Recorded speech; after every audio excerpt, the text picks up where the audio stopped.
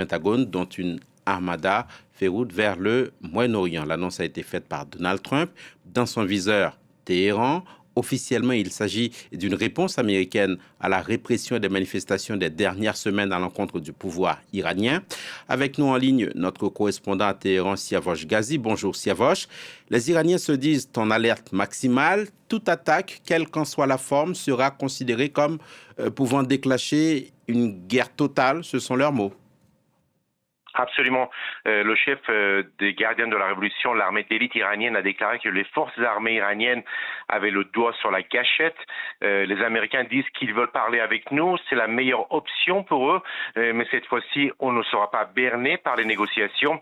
Téhéran accuse les États-Unis d'avoir préparé avec Israël une attaque d'envergure contre l'Iran en juin dernier, en même temps que Téhéran et Washington menaient des négociations sur le programme nucléaire de Téhéran.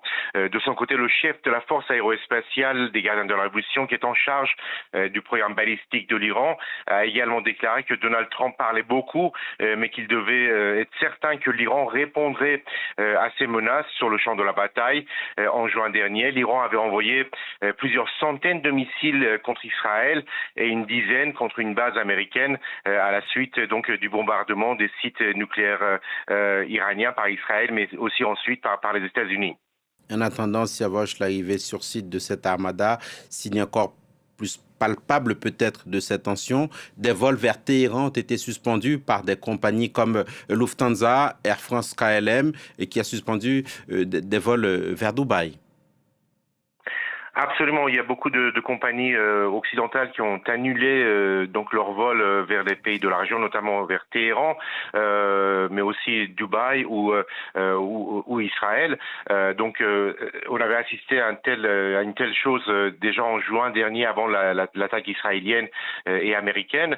Il faut savoir que la plupart des compagnies aériennes étrangères évitent depuis plusieurs semaines de survoler l'Iran par crainte d'une action militaire américaine et des ripostes iraniennes. Il y a des vols de compagnies iraniennes vers la Turquie, les Émirats ou le Qatar encore, et quelques petites compagnies étrangères qui ont aussi des vols vers Téhéran, mais qui sont de plus en plus rares.